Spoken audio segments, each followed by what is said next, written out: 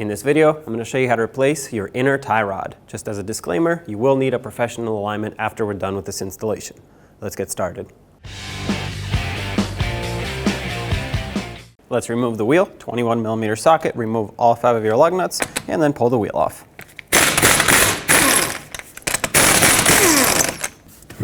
Take the wheel off. Let's break free the jam nut that goes between the inner and the outer tie rod. It locks these two together. So take a 19mm wrench and you're going to want to break it free. And if you look from the outside, that's going to be spinning it clockwise. If you're looking the other way, obviously counterclockwise. Sometimes these are super stuck on here, so I might need a hammer to tap on my wrench. In situations like these, I prefer a rubber mallet because it doesn't bounce right back like a steel hammer would. There we go. Don't turn this a lot. All you want to do is just break it free. Just like that, and now we can leave it exactly the way it is. Next, we have to take off the cotter pin that locks the tie rod castle nut. This one's fairly rusty, so it might not come out. If it doesn't, I'm going to have to put the socket right over it and basically spin the nut off with the cotter pin still in here. I'm going to try and break it free, but it looks like it might not happen. This is ready to break off of here, so we'll just get this off. And like I said, we're going to hammer a socket right over and spin the castle nut off that way. This is going to be a 17mm socket.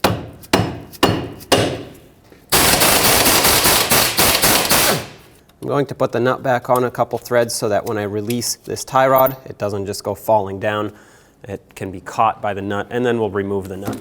Hit the knuckle right here. That should break the tie rod stud free from the knuckle itself. That did it. Take the nut back off, and then we can pull the stud right through. Set this aside.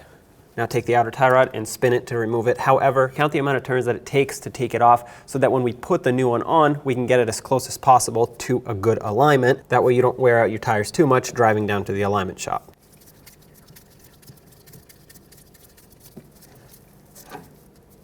About 17 turns for me. Obviously the number is going to be different for you, but just keep that in mind or write it down somewhere.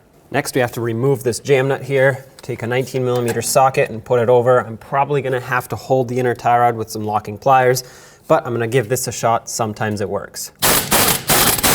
Oh, well, just like I said, sometimes it works. Other times, it's so stuck on here that you have to hold the tie rod or even heat it up where the nut is. Regardless, let's move on to taking this boot off. There's a clamp here. Use some pliers and take the clamp off. Take this off of here. Now, if this is in poor condition, discard it, get a new one, or find something else to clamp the boot on with. But mine is still good, so I'm going to reuse it. Typically, you can reuse these for a while. If you follow the boot, you'll see that it's clamped on with one of these steel clamps on the steering rack. And to get this off, you take a pry bar and put it right up against it, and then just tap it. This should break it off of there. Of course, needless to say, this is a one-time use clamp only. There we go, that just popped apart. There it is, throw this out. Now grab the boot, pull it forward, and remove it off of the inner tie rod. You want to inspect it to make sure it's not torn, broken, or damaged in any other way. Mine looks perfect, so we're good to reuse this. Now let's get the inner tie rod off the rack. This might be a little tricky to see on camera, but there is a washer right behind this tie rod joint, and it's bent over on this side and underneath here, and that's what locks this into the steering rack. So we have to take the same pry bar or something else, whatever you have, and basically bend this backwards that way to open it up to unlock the tie rod.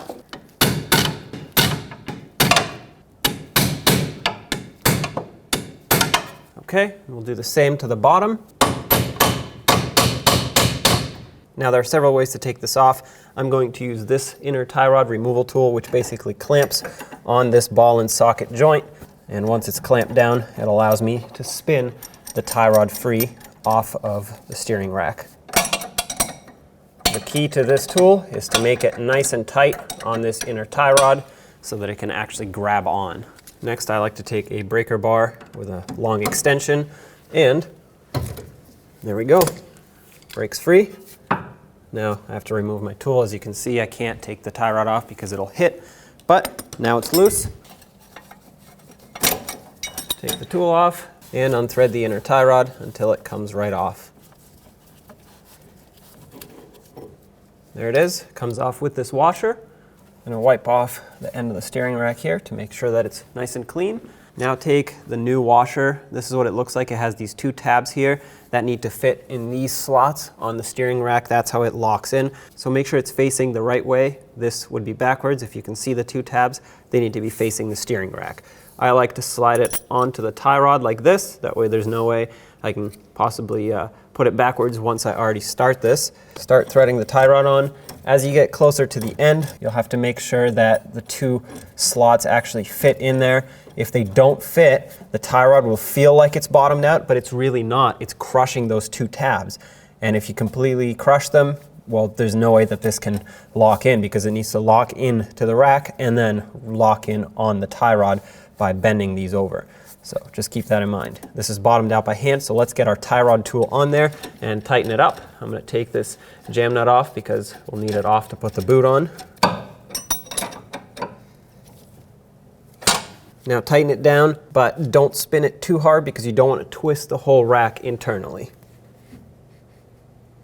Go about this much, an eighth of a turn. That should be plenty. It will be locked in, so it's not going to come off by itself. I'm just going to take my tool off of here. And now we need to bend over these two tabs, one here and one here, to completely lock this in. Typically, you want to use a hammer of some sort, but of course it's going to be difficult to get it in here.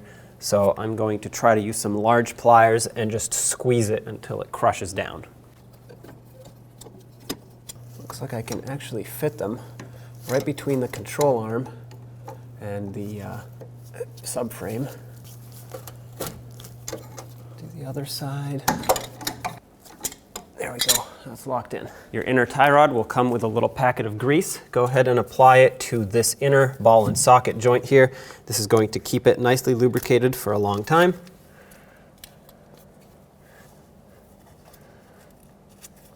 If you have any extra, I like to put it right here where the boot sits. This will prevent it from getting stuck in the future, and it will be a lot easier for alignment purposes. Take the boot and slide it over.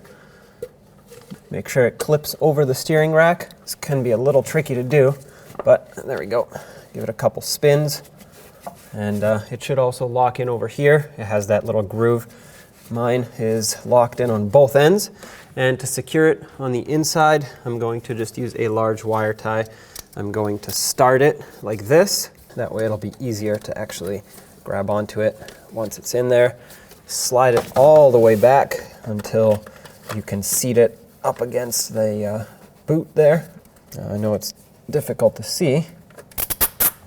Try to do your best to position it where it needs to go. You want to make sure that this seals up completely. To tighten it completely, I'm going to use some needle nose pliers, grab onto the end, and just twist it. That's going to pull it through the locking loop there. Once I'm sure that it's snug, I'm going to cut off the excess. Don't forget to put on the clamp that secures the boot on the inner tie rod. Add some anti-seize to the threads of the tie rod. Not a lot, because once you put the jam nut on, it's going to get wiped off anyway. But you want to coat them so that they don't rust. Oh, and this will also prevent the outer tie rod from seizing to the inner tie rod, as well as this jam nut. Thread this on all the way down. Install the outer tie rod the same amount of turns that it took to take it off.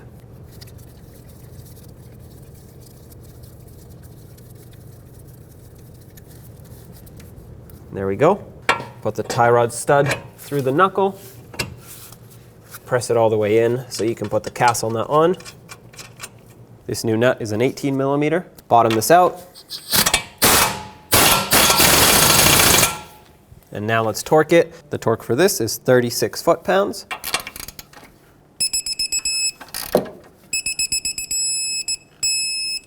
And now we want to keep tightening to line up the cotter pin slot if yours doesn't line up. Mine actually does. You can't see it because it goes this way, but it actually lines up perfectly. So I'm going to take my cotter pin, put your cotter pin through, and of course we'll bend it over to lock it in. Now let's come back to the jam nut. This new one is a 22 millimeter. Let's snug it up. Okay, that's good. And now I like to turn the tie rod back so that right here on the knuckle, it's parallel, not at a severe angle. And now you can safely drive down to get yourself in alignment. Now let's put the wheel on.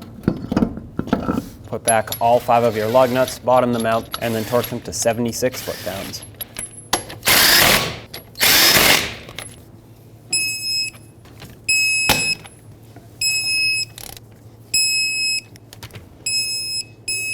And double check them. There you go, take it for a road test. When only the best will do, demand TRQ. The only company that lets you view before you do. TRQ is committed to offering the highest quality aftermarket auto parts that are engineered for peace of mind. Thanks for using and viewing with TRQ.